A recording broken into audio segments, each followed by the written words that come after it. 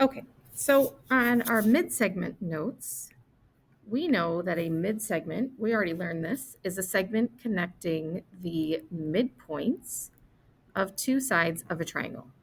So, for example, point D is the midpoint of segment AB, and point E is the midpoint of segment CB.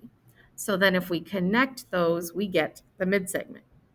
Something that we will find out is that the midsegment is actually always parallel to the third side, the side it's not connected to. So it's always parallel to the third side of the triangle. So that means that AC is parallel to DE, segment DE. And so remember, we mark the parallel with the little arrows, not the tick marks. So here it says, let's go to GeoGebra and create this triangle. So we're going to kind of go back and forth now between GeoGebra and our smart notebook. So it says, go to GeoGebra and create the triangle. So I did that.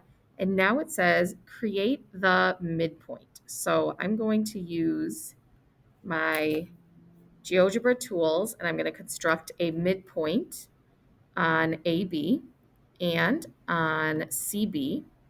And then I'm going to create the midsegment. So I'm just going to go up to segment, and I'm going to connect these two to make the midsegment.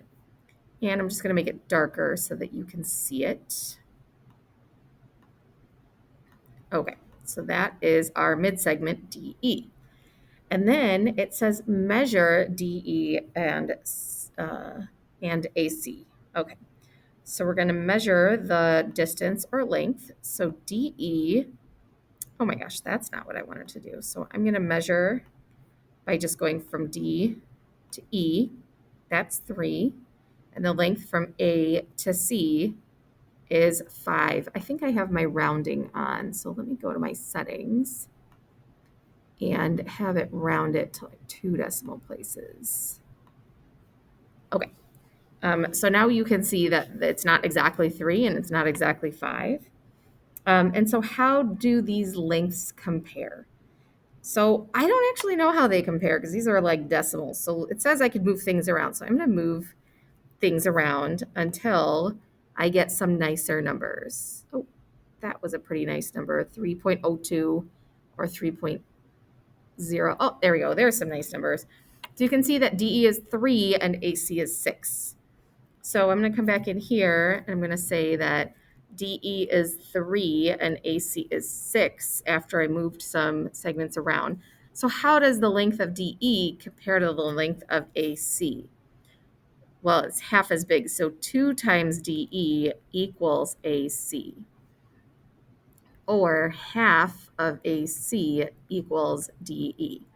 So one of them is twice as big as the other one. And when you look at it, you can kind of see that like this one is definitely twice as big as the midsegment. The third side is bigger than the midsegment. It's in fact twice as big.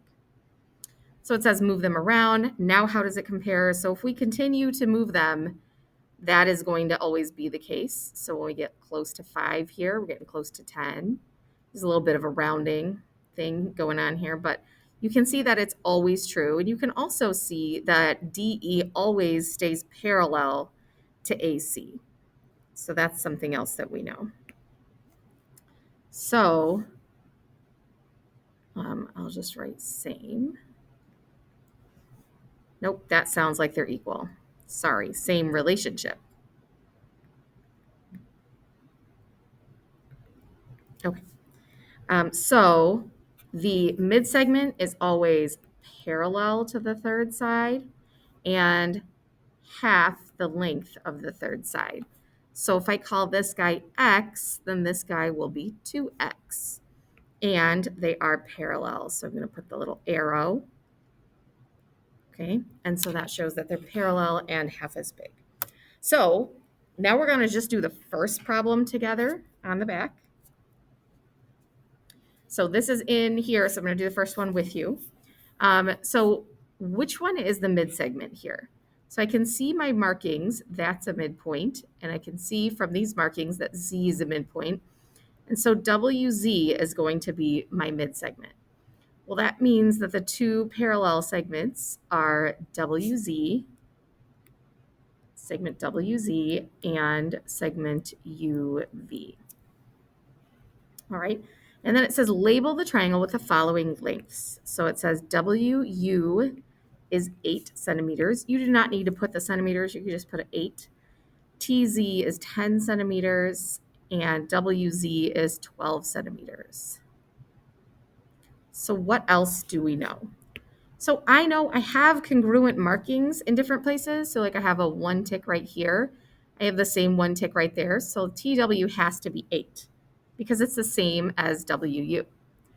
ZV, it has the same markings as this 10 on TZ. So ZV has to be 10. And then how are the mid segment and the third side related? Is UV 12? No, it's bigger than 12. So it's actually twice as big. So UV is 2 times 12. That's how we're getting the 24 for that one. So you can put those into your homework and then in Go Formative, and then please finish these two in Go Formative.